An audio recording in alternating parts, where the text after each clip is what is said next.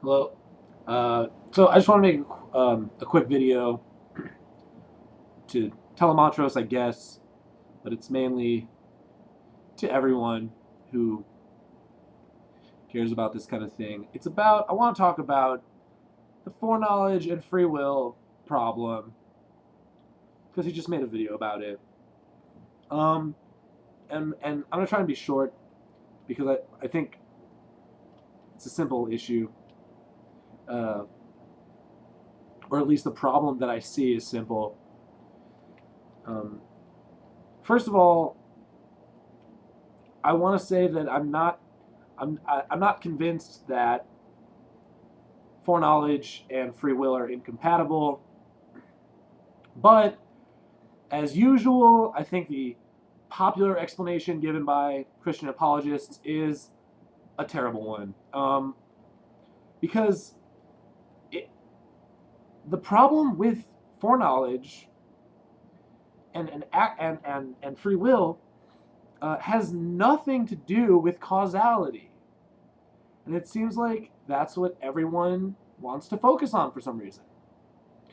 Uh, so, for example, in this video by Telemontrose, the focus is on, and this is true of like almost all videos that I've seen dealing with this issue.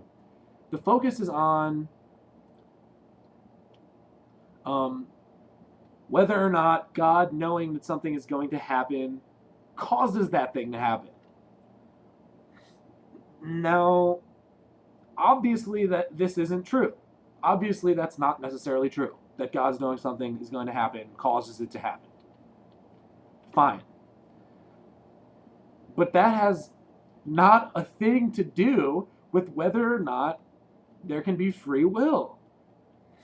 Because when we say we know something, it means we are 100% certain of it, justified true belief, if you still use that definition, yada, yada, yada, yada. We know it. It's true. It's not possible for it to be false. That's what knowledge means.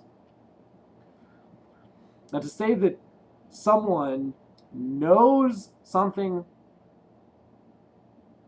is going to happen, whether or not they cause it to happen,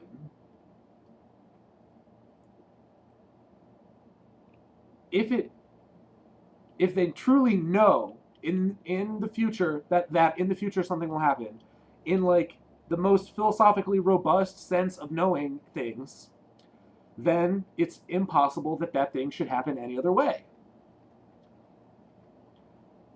So if we're talking about human actions, if I know, again, keeping in mind what to know something actually means, that you're going to, whatever, eat Cheerios. I was trying to think of a more fun example, but if I know you're going to eat Cheerios for breakfast, then it means you can't possibly do anything else because I know it. And knowing it means it's true.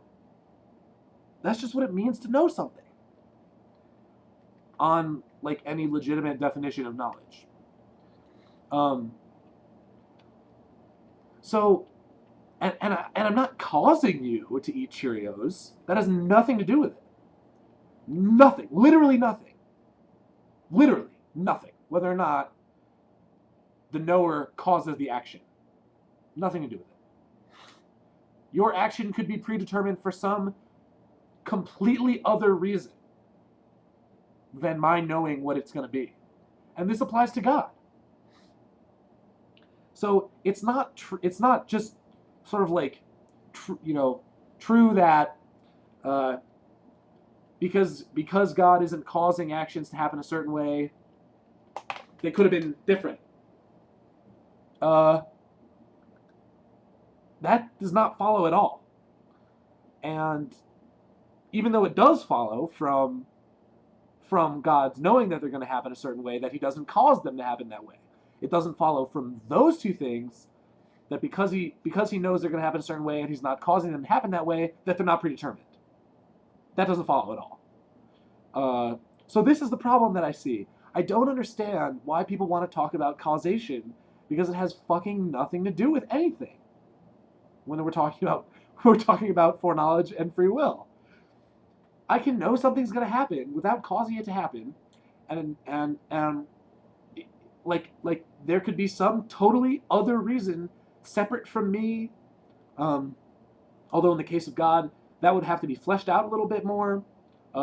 That causes that to be predetermined. But my knowing that it's predetermined does not at all necessarily, or even possibly, maybe, cause it to be that way. So I don't understand what all this talk about causation is. I think it's completely irrelevant, and I wish people would stop doing it.